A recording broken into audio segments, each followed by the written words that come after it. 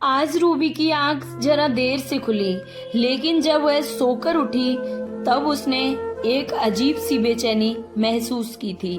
बिगड़ी हालत देखकर वह समझ गई थी कि उसे जरूर ही उसका गर्भपात हुआ है। तब उसने अधीरता से दीपू को आवाज लगाई, पर दीपू की आवाज उसे अभी तक सुनाई नहीं दी। जरूर दीपू अब मेरे लिए चाय बना रहा होगा। यही सोचकर रूबी अब कुछ देर और आंख मूंदकर बिस्तर पर ही पड़ी रही, लेकिन जब काफी देर हो गई उसके बाद भी दीपू नहीं आया तब रूबी का माथा ठनका। फिर वह किसी तरह अपनी बची हुई शक्ति समेटकर बड़ी मुश्किल से उठी और धीरे धीरे चलती हुई किचन की तरफ अब बढ़ गई थी। पर यह क्या, दीपू तो अभी किचन में भी नहीं था। तभी उसकी नजर घर में फैले सामान पर पड़ी। सामने वाली अलमारी का भी ताला टूटा पड़ा था। वह समझ गई थी कि उसके साथ क्या हुआ और उसमें रखा हुआ सारा कीमती सामान भी गायब था। ये सब देखकर रूबी की तो अब चीख ही निकल गई थी। तब वह धम से पड़े सोफे पर ही बैठ गई और अना से ही उसका दिल भी भर आया था। एक तरफ वह बहुत कमजोरी महसूस कर रही थी तो दूसरी तरफ मानसिक व आर्थिक रूप से भी अब वह अक्षम हो चुकी थी। उसे आज समझ नहीं आ रहा था कि वह उस दीपू के साथ कब लिव इन में रहकर इतनी बड़ी भूल कर बैठी थी। कुछ ऐसा मत करना बेटी, जिसके बाद हमें और तुम्हें दोनों को पछताना पड़े। दिल्ली आते समय उसके बाबूजी ने उससे बस यही बोला था। ओ बाबूजी, मैं वहाँ कुछ बनने जा रही हूँ, ना कि ये सब करने, इसलिए कुछ भी ऐसे वैसे की तो गुंजाइश ही नहीं है। इतना कहकर उसने आगे बढ़कर अपने बाबूजी के चरणों को स्पर्श किया। फिर वह अपनी आंखों में ढेर सारे सपने लिए दिल्ली आ पहुंची थी। छोटे शहर की रूबी दिल्ली एक उसके लिए स्वप्न नगरी से कम नहीं थी। अपनी मंजिल की तरफ बढ़ते हुए कदम कब दीपू उसका हमसफर बन बैठा, इसका एहसास तो उसे बहुत देर में हुआ था। तभी अचानक रूबी को याद आने लगा कि रात को दीपू ने जो उसे कोल्ड ड्रिंक दी थी वह जरूर उसमें कुछ मिलाया होगा। तभी तो उस कोल्ड ड्रिंक को पीते ही उसे कुछ बेहोशी सी छाने लगी थी। शायद इसी वजह से उसका आज गर्भपात भी हुआ था। अब तो जैसे उसकी सोचने समझने की शक्ति भी अब जा चुकी थी। अभी कल ही तो दीपू ने उससे मंदिर में जाकर शादी की थी।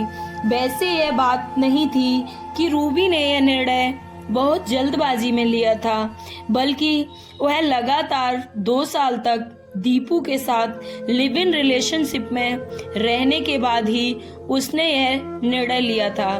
फिर अचानक रूबी को उसकी सारी बातें याद आने लगी। दीपू की यह सब सोची समझी चाल का हिस्सा था।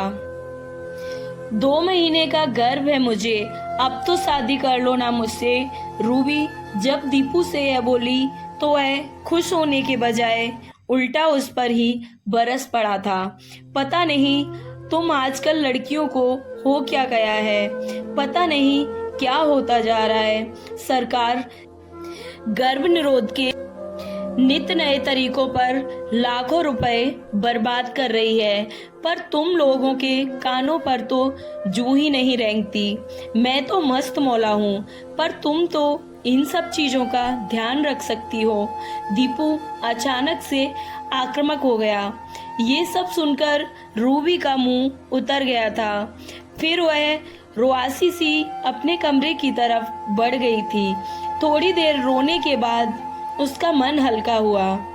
वह जरा सोचने लगी थी कि इतने में ही दीपू को अपने सामने खड़ा पाया उसने।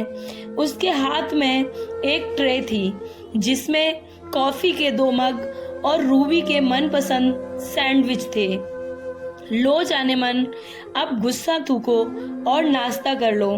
ऐसी स्थिति में तो तुम्हें बिल्कुल भी भूखा नहीं रहना चाहिए, और फिर हमारा नन्हा शैतान भी तो भूखा ही होगा। इतना कहकर दीपू ने अपने हाथों में पकड़ी ट्रे रूबी के सामने अब रख दी थी। वैसे तुम जानते हो सब कुछ, पर अनजान बनने का नाटक करते हो। शायद इसी वजह से मैं तुम्हें अपना दिल दे बैठी हूँ। इतना कहकर रूबी ने दीपू को अब अपनी तरफ खींच लिया था और अपने पास बैठा लिया, और फिर वो दोनों नाश्ता करने लगे। दीपू बोला, रूबी, ऐसा करते हैं कि आज दोपहर में मूवी देखते हैं और फिर लंच भी हम बाहर ही कर लेंगे। दीपू खाली ट्रे उठाते हुए बोला, पर हाँ, आज का सारा खर्च तुम्हें ही करना होगा क्योंकि मेरी हालत जरा टाइट है। वह तो ठीक है जनाब, पर आज तुम्हारा आशिकी भरा व्यवहार देखकर तो मुझे तुम पर बहुत प्यार आ रहा है। यह कहते कहते वह दीपू से अब लिपट गई थी। मैं एक बात सोच रहा था कि अगर अब हम जिम्मेदारी नई आ ही रही है हमारे पे, तो उससे निपटने के लिए भी अब हमें प्लानिंग करनी पड़ेगी। दीपू रूबी को अब चूमते हुए बोला, अगर कुछ इंतजाम हो जाए तो अपना मैं कोई काम शुरू कर लूं। मुझे तो इस बंधी बंधाई कमाई वाली प्राइवेट नौकरी में आगे बढ़ने के कोई आसार नजर ही नहीं आ रहे हैं। और फिर क्या शादी के बाद भी हर छोटे बड़े खर्चे के लिए मैं तुम पर ही निर्भर रहूंगा? ऐसा नहीं है। अच्छा जानू, एक बात तो बताओ जरा कि अगर किसी और से मदद लेनी है तुम्हें, उसकी जगह मैं ही तुम्हें फाइनेंस कर दूं तो?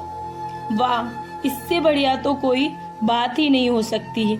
यह तो वही कहावत हुई, बगल में छोरा और शहर में ढिढोरा। मुझसे ज्यादा तो तुम आर्थिक रूप से संभल चुकी हो, इसका तो मुझे तनिक भी एहसास ही नहीं था। यह कहते कहते दीपू की आंखों में एक अलग ही चमक आ चुकी थी। चमक नजर आने लगी थी।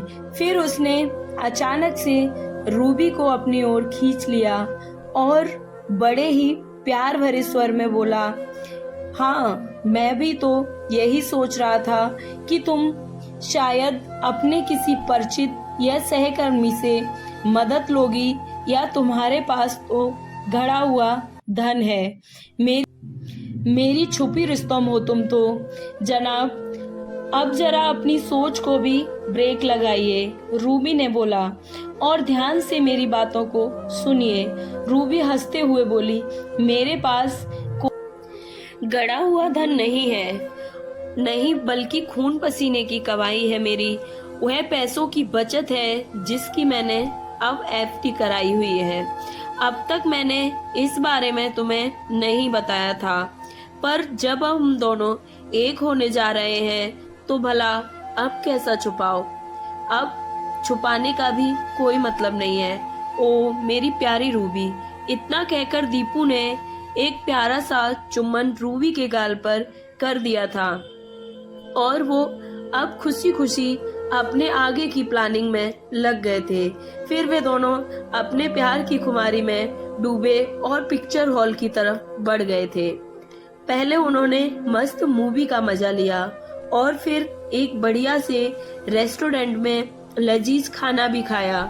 जब रात को दोनों सोने के लिए बिस्तर पर लेटे, तब फिर से दीपू ने अपनी वही सुबह वाली बात का जिक्र छेड़ दिया। मैं क्या कह रहा था रूबी?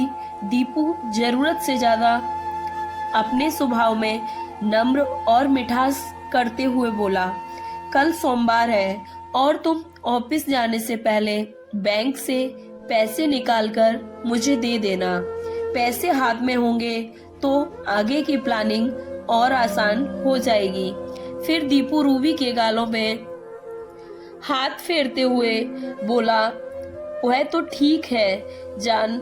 रूबी दीपू को गलवाइयों में डालते हुए बोली, पर पहले हमारी शादी तो हो जाए, तभी मैं तुम्हें पैसे दूंगी, नहीं तो तुम्हें पैसे नहीं मिलेंगे, क्योंकि मैंने ये पैसे अपने फ्यूचर पार्टनर के लिए ही तो बचा के रखे हैं। ओ, तो तुम्हें अभी भी मेरे ऊपर कोई भी विश्वास नहीं है। दीपू खुद को रूबी की पकड़ से छुड़ाते हुए बोला, क्या मैं तुम्हें ऐसा लगता हूँ जो तुम्हें धोखा देकर भाग जाऊंगा? सच बहुत प्यारे लगते हो जब तुम गुस्से में होते हो। रूबी फिर से दीपू से लिपटते हुए बोली, मेरे जाने जिगर, अब जब तुम्हें अपना तनमन सौंप ही दिया है तो भला अब हम दोनों के बीच शक की कोई गुंजाइश नहीं है। मैं तो यह सोच रही थी कि जब आज शादी करनी है तो फिर देरी कैसी। इधर हमारी शादी हुई तो उधर मैं अपनी सारी जमा पूंजी तुम्हें सौंप दूंगी। रूबी दीपू को आगोश में लेते हुए बोली, और इतना कहकर रूबी अब सो गई थी, पर दीपू बेचैनी से लगातार करवटें बदल रहा था। जल्दी से तैयार हो जाओ, हम लोग अभी मंदिर जा रहे हैं, शादी करेंगे। इतना कहकर एक बार फिर दीपू ने उसे एक पैकेट हाथ में थमा दिया था, जिसमें एक प्यारी सी साड़ी, लाल चूड़ियां और एक प्यारा सा महकता हुआ गजरा था। पर दीपू, इतनी भी क्या जल्दी है, थोड़ा समय तो दो मुझे, रूबी चाय बनाते हुए बोली। एक बार फिर दीपू फिर से बोला, तुम लड़कियों को न वाकई में कमाल हो। पहले तो जल्दी जल्दी की रट लगाती हो, और फिर अगर तुम्हारी बात मान लो तो उसमें भी तुम्हें प्रॉब्लम होती है। इतना कहकर दीपू गुस्से से पैर पटकता हुआ अब बाहर चला गया। वैसे रूबी को ये सब इतनी जल्दी होते देख अटपटा तो अवश्य लग रहा था, पर अब शक की कोई गुंजाइश नहीं थी, इसलिए वह सब कुछ भुलाकर खुशी खुशी तैयार होने लगी थी। और बीच बीच में उसे अपने परिवार और अपने घर वालों की याद भी आ रही थी, पर फिर उसने सोच लिया था कि वह शादी होते ही दीपू को लेकर अपने घर जाएगी। रूबी को दुल्हन के रूप में देखकर पहले तो वे लोग अवश्य उससे गुस्सा होंगे, पर फिर जल्दी ही मान भी जाएंगे, क्योंकि वह सबकी लाडली जो थी। वह यह सब सोच ही रही थी, तब तक दीपू बोला, वाह क्या गजब ढा रही हो तुम दुल्हन के रूप में, आज तो बस तुम पर फिदा हो जाएंगे। दीपू की इस चुटकी पर रूबी भी अब शर्मा गई थी और जाकर उसके गले लग गई थी। अरे सुनो, तुम्हारा बैंक भी तो मंदिर के रास्ते में ही पड़ता है ना, ऐसा करना तुम अपनी चेक बुक भी रख लेना। दीपू अब कुछ सोचते हुए बोला, तुम भी ना हर काम में जल्दी ही करते हो। रूबी अपना मांग टीका ठीक करते करते हुए बोली, वैसे मुझे कम से कम इतना तो बता दो कि तुम कौन सा काम शुरू करने वाले हो। मैडम, वह तो बस सरप्राइज है तुम्हारे लिए, बस यही समझ लो कि ये शादी का तोहफा है तुम्हारे लिए। और इतना कहकर उसने रूबी का हाथ पकड़ा और फिर वो दोनों शादी के लिए मंदिर की तरफ चल दिए। मंदिर पहुंचकर शादी कराने वाली दुकान की तरफ बढ़ गए। वहां एक पंडित बैठा हुआ था। उसने जल्दबाजी में रीति रिवाज निपटा कर उनकी शादी भी करवा दी थी और एक प्रमाण पत्र पकड़ा दिया था। फिर लौटते समय रूबी ने बैंक से पैसे निकालकर दीपू को भी दे दिए। वैसे पैसे मिलते ही दीपू के अब रंग ढंग बदल गए थे।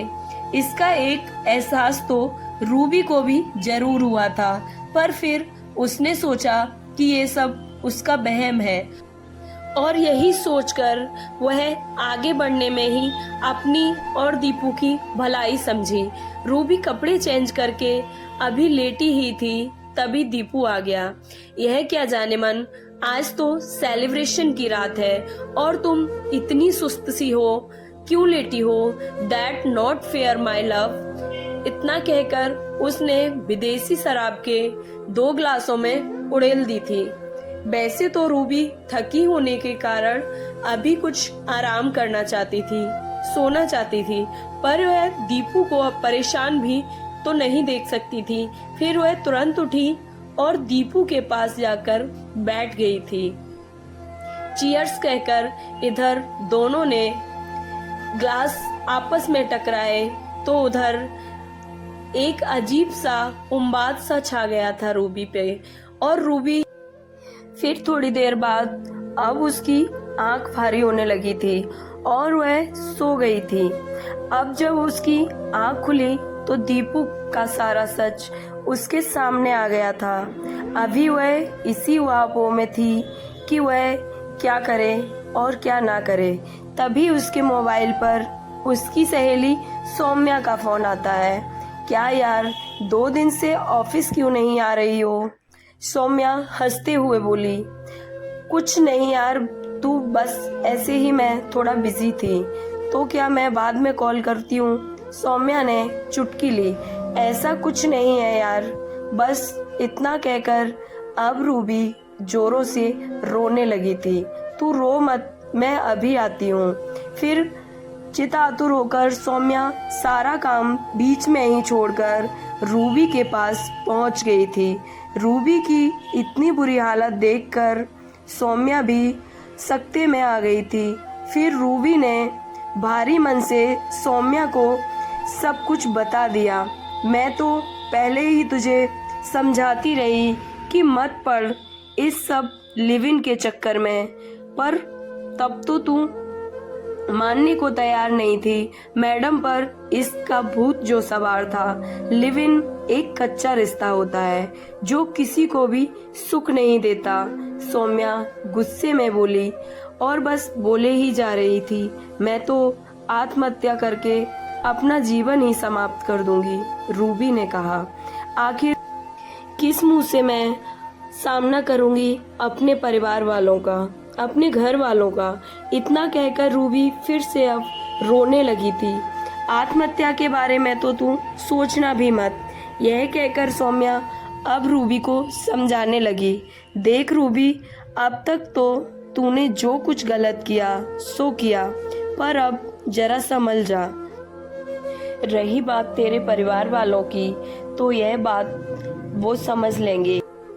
और तू भी एक बात समझ ले कि हमारी लाख गलतियों के बावजूद जो हमें स्वीकार करता है वह हमारा परिवार ही होता है। तू शायद यह नहीं जानती कि अपने दोस्त तो हम चुनते हैं, पर हमारी फैमिली हमें चुनती है।